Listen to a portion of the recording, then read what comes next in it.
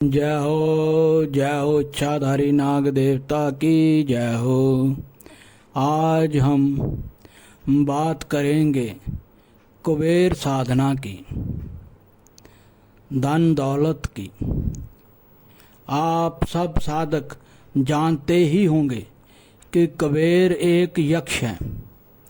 जैसे हम यक्षिणियों की साधना करते हैं, उसी प्रकार कुबेर भी एक यक्ष है, मगर ये माँ लक्ष्मी के बहुत ही करीब हैं।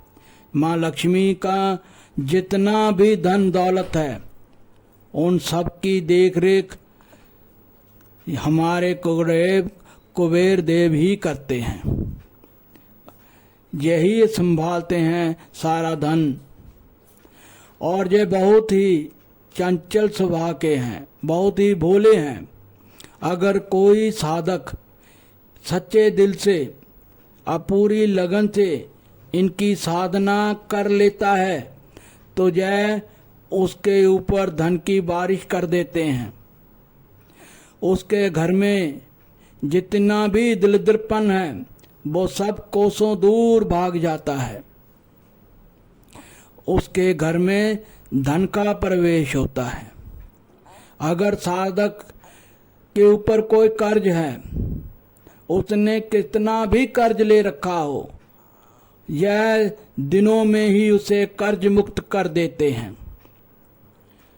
अगर साधक का कोई कारोबार है जो ना चलता हो, या साधना करने से, यह साधना शुरू करने से ही उसका कारोबार इतनी बुलंदियों पर चला जाता है कि आज एक कल दो, देखते देखते 4 गुना 5 गुना तरक्कियां करना शुरू कर देता है उसका कारोबार।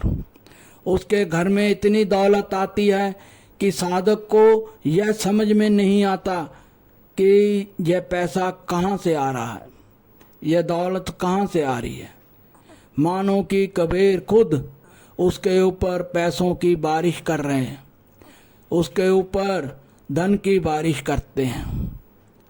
कुबेर महाराज जिनके ऊपर खुश हो जाते हैं ना, तो उसका नाम बड़े बड़े लोगों में आता है। बड़े बड़े उद्योगपति जितने अभी भी अमीर अमीर लोग हैं देश के, उनके बीच साधक का नाम आता है। इतनी दौलत उसको यह खुशी से दे देते हैं। साधना शुरू करते ही आपको इसका फल मिलना शुरू हो जाता है।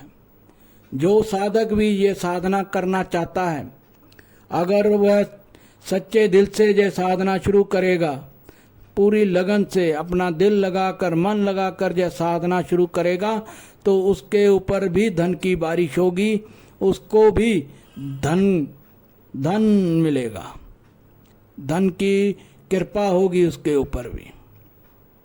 यह साधना करना कोई भी मुश्किल काम नहीं है, आप कर सकते हो। इसकी विधि मैं आपको बता देता हूँ, मंत्र मैं आपको बता देता हूँ। यह साधना मंगलवार की रात्रि को ही शुभ होती है करनी।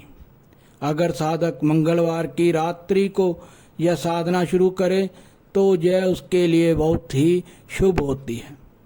अगर साधक मंगलवार रात्रि को पहली बार जिस समय पर बैठेगा, उसे हर रोज उसी समय यह साधना शुरू करनी पड़ेगी। यह साधना केवल 25 दिन की है।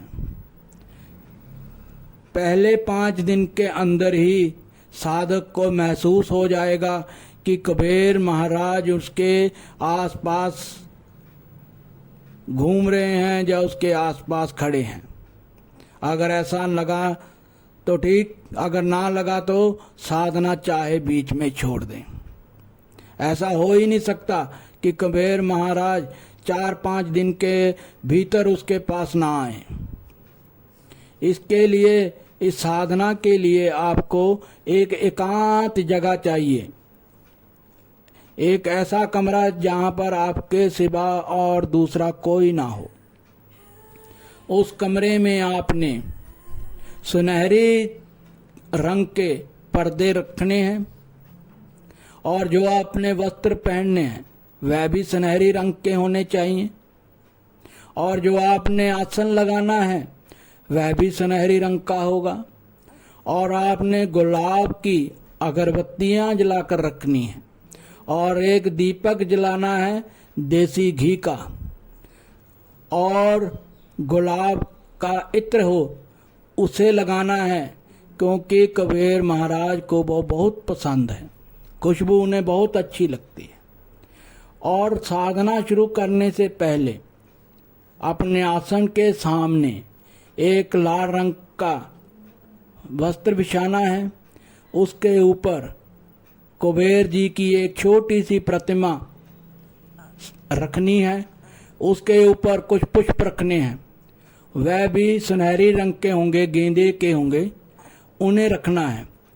फिर जो आपने साधना शुरू करनी है और साथ में एक गिलास जल का भी रखना है और आपने एक माला लेनी है रुद्राक्ष की, 108 मणकों की माला जप करने के लिए अपने पास रखनी है और जो वो जल था गिलास में उससे थोड़ा सा जल लेकर अपनी चूली में लें और ये कसम खाएं, प्रतिज्ञा करें कि यह कुबेर देव, मैं आज से आपकी साधना शुरू करने जा रहा हूँ, मैं आपका ही एक बच्चा हूँ, कृपया मेरी सहायता करें, मुझे दर्शन दें और मेरी इस साधना को पूर्ण करने में मेरी मदद करें।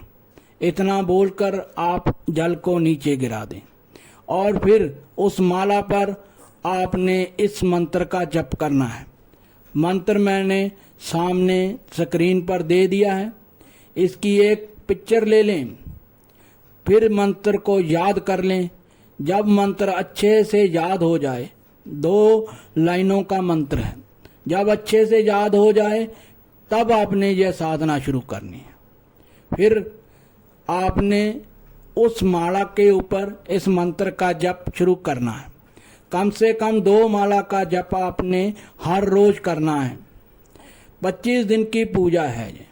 25वें दिन आपके सामने खुद कुबेर देव खड़े होंगे। फिर आप उनसे वचन कर लेना कि आप जब भी मैं पुकारूंगा, जब भी मुझे कष्ट होगा, आप मेरी सहायता के लिए आओगे, मुझे जो भी चाहिए होगा आप मुझे दोगे। यह वचन उनसे ले लेना, आपकी साधना पूर्ण हो जाएगी। अगर साधना करते समय कोई कष्ट आए, कोई वेदना, कोई भी ऐसी कोई बात हो जो आपके बीच में अड़चन हो, तो वह बात आप मुझसे कर सकते हो। मेरा